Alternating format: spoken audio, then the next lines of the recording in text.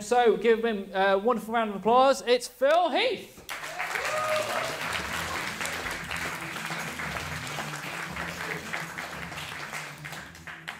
I thought I'd talk about me when I was younger and what influenced me. And Lewis said the theme tonight is about, I thought, feet immediately. Well, they are leg ends. So that was wasn't just me then. But I was born into a very musical family. We just loved music. Everybody sang in our house. The key thing was, my mother was a member of the Leeds male voice choir. My dad wasn't, which was really odd. But my sister, she infuriated me.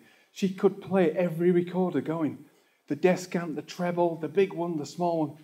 All I could do was squeak, and I hated the recorder. But then I graduated, and I saw this.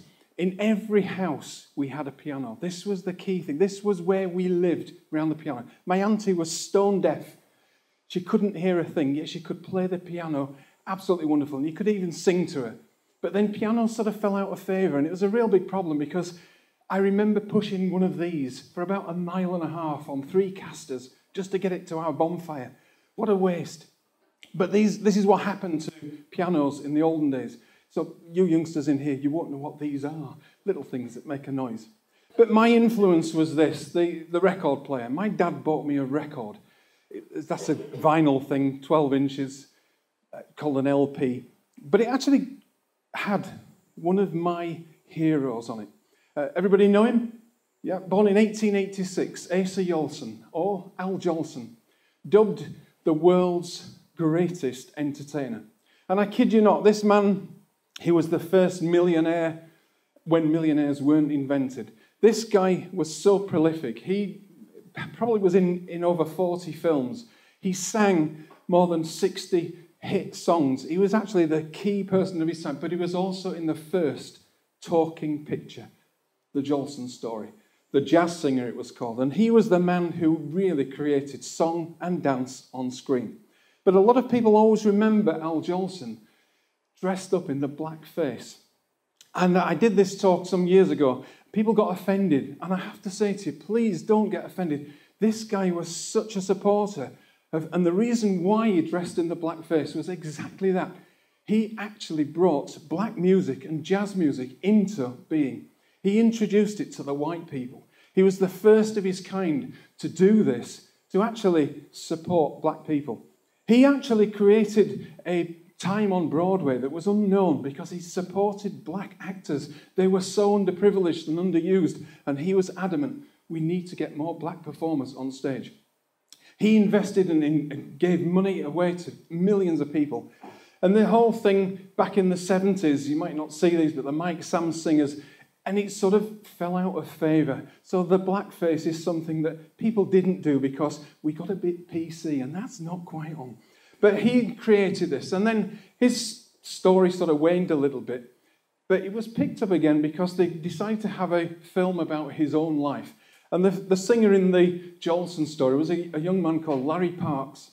Larry Parks was a brilliant actor, but in the film, Larry Parks mimed to every one of Al Jolson's songs, and Al Jolson sang all the songs. And here he is in one of his own films. He was actually very prolific. But he was also, again, one of the first people in World War II. He went out to see the troops in the front line. And it was the first thing. What do? I'll sing my favourite song. Everybody remember this? Mammy. This was the one that the troops just loved to hear. So he'd go out into World War I. He was a key supporter of the troops in the war. But he actually was in whiteface more than often than he was in blackface because he was a great singer, a great entertainer. And then he went off, and unfortunately, in 23rd of October 1950, it was the first time ever the lights in Broadway were switched off entirely. And the only time that's ever happened. So he died, and unfortunately, that's what happened. But a memorial to him was that he was also one of the first entertainers to go to the Korean War. And it was in the Korean War where, unfortunately, he lost a lung.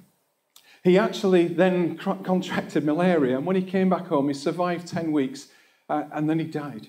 So what a great person. This, to me, is a true legend. Somebody who can stand on stage in more than films than you can shake a stick at, more songs than anybody. He actually created song and history. And for me, ladies and gentlemen, Al Jolson is the legend.